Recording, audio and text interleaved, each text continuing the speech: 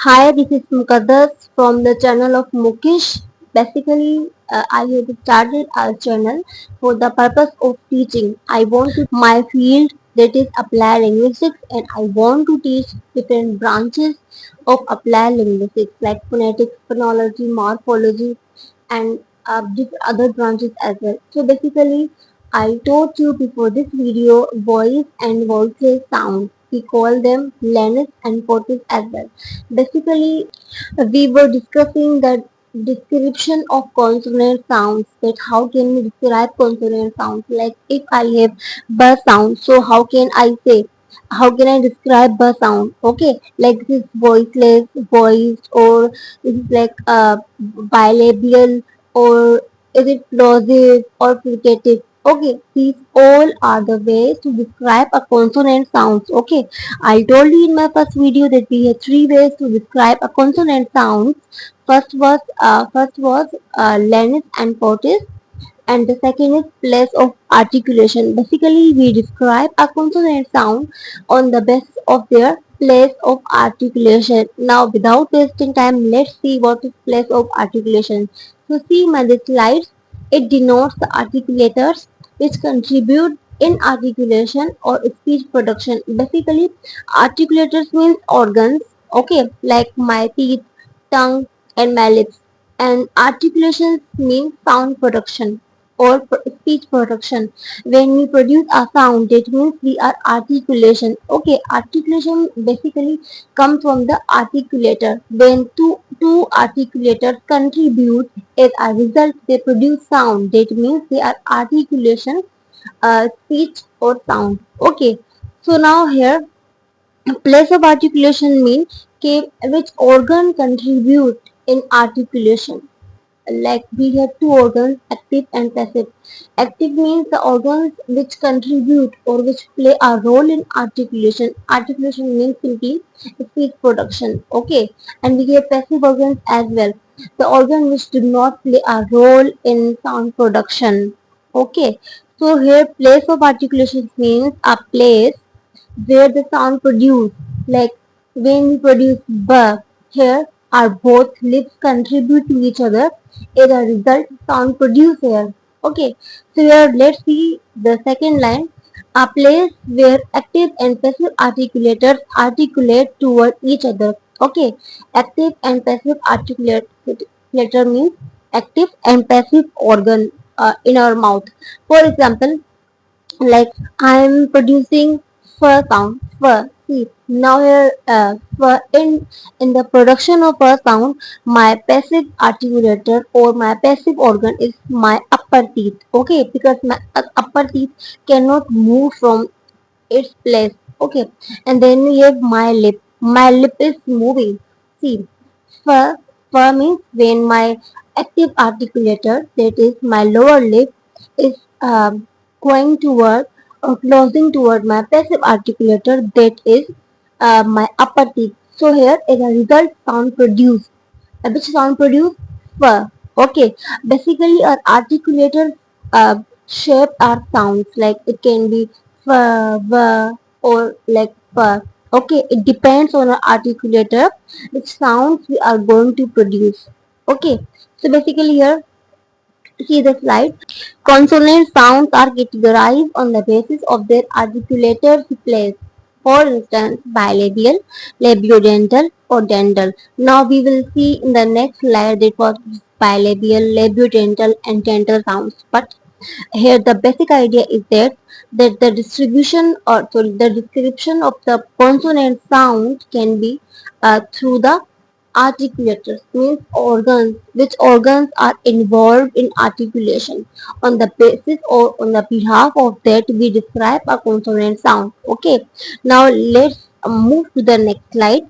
That is, our first category is bilabial. Okay, see, I always say in my video that if you want to know the definition or description of a word or a term, so guess the meaning through the spelling or the word. Okay, now here we can break this word.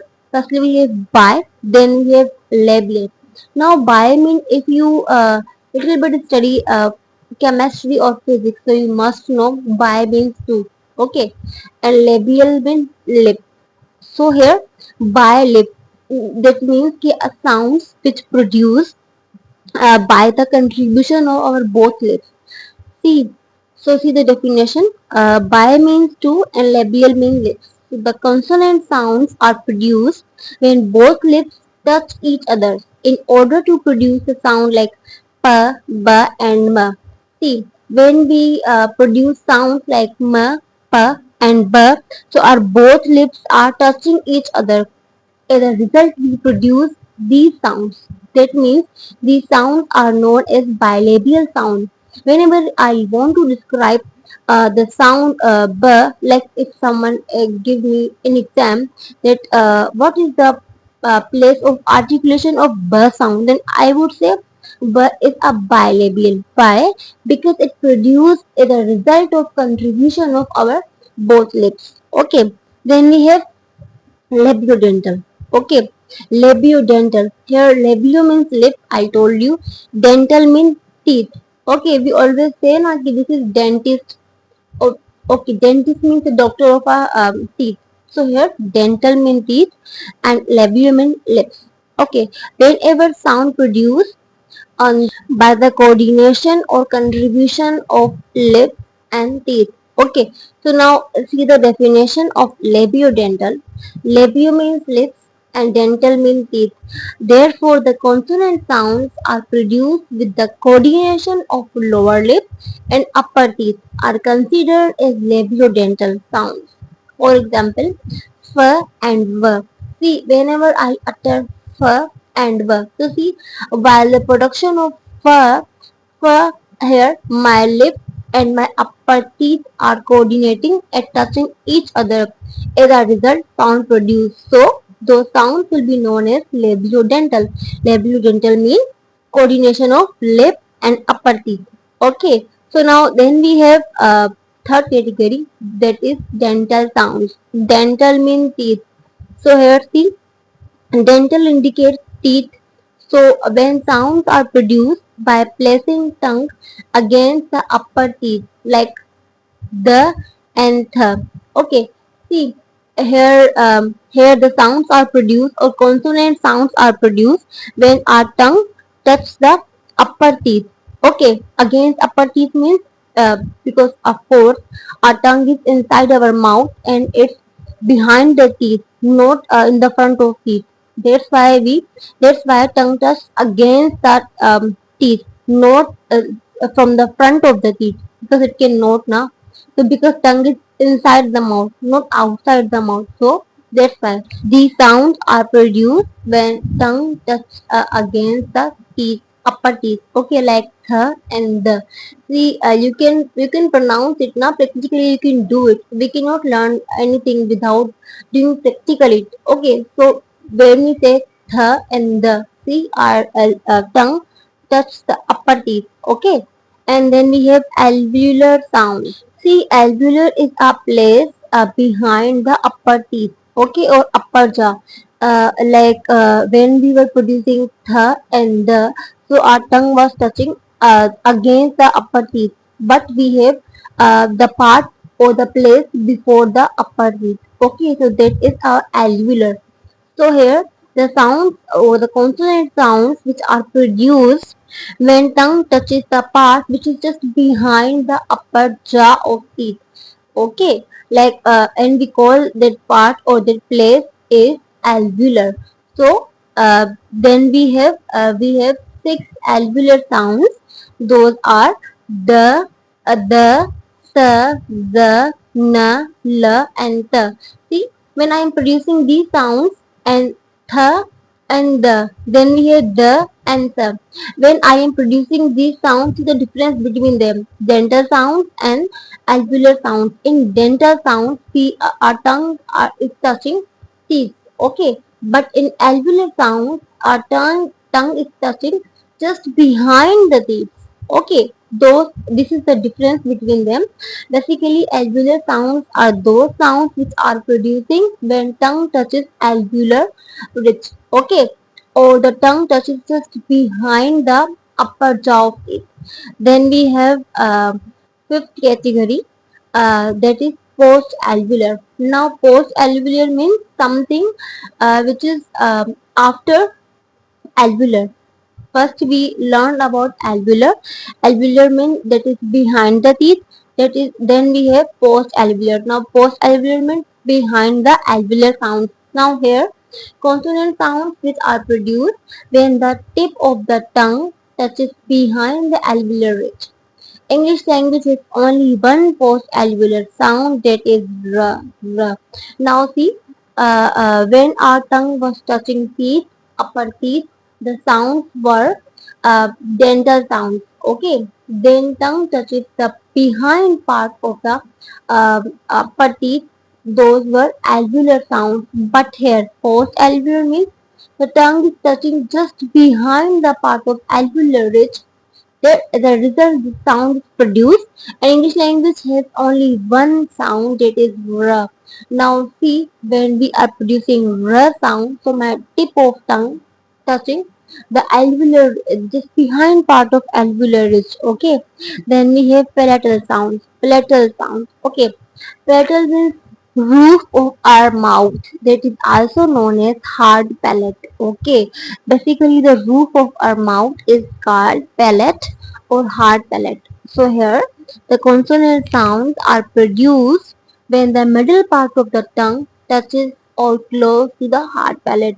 Basically when the middle part, like middle section of our tongue, touch the roof of the mouth or the hard palate, as a result some consonant sounds are produced, and those sounds will be considered as a palatal sound. So in English we have five palatal sounds. Those are yeah, yeah. See, when I am producing yeah sound, so basically my middle tongue, the middle part of my tongue is touching my hard palate. Okay, then we have j, j, then we have ch, then we have yeah sound, and then we have sh sound. Okay, so here these all are produced by the contribution of the hard palate and the middle part of the tongue. So next move to the next slide, that is 7. Basically velar sound. Now velar comes from the velum. Okay, basically we have soft velum. So here, so basically it's a soft part just behind the hard palate. Okay. So by the way, consonant sounds which are produced when the back part of the tongue touches soft velum. Basically, with the last part of the tongue touches the soft velum, which is just behind the hard palate in our mouth. So as a result, these consonant sounds are produced. This is ing sound, ing, then k and g. Okay, see, you can practically do it by yourself. See, ing, this is ing sound, ing and k and g. See, are the last part of the tongue just touching the behind part of the hard palate. Okay, now we have last category, that is glottal sounds. Glottal. Now see, sounds are produced at glottis. Glottis is a space between vocal cords in the throat. We have vocal cords. We can say them vocal fold and cords. It's up to whatever we want to call it. Okay. So basically, in our neck we have vocal folds. Okay. So in vocal folds there is a space, and that space is known as glottis. The sounds which are produced without this contribution or involvement of articulators in our mouth, like we do not use teeth or lips or like tongue whenever we were producing glottal sound. Just this sound is produced in our glottis, like in our in our vocal folds, in the space of the vocal folds. So these sounds are made by controlling the airflow through the vocal cords, either by opening or briefly closing them. See, the sound is totally, completely controlling by the air.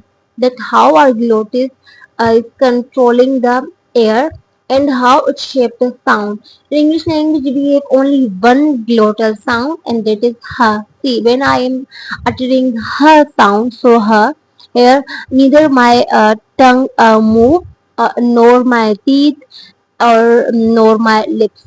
So here just I produce ha.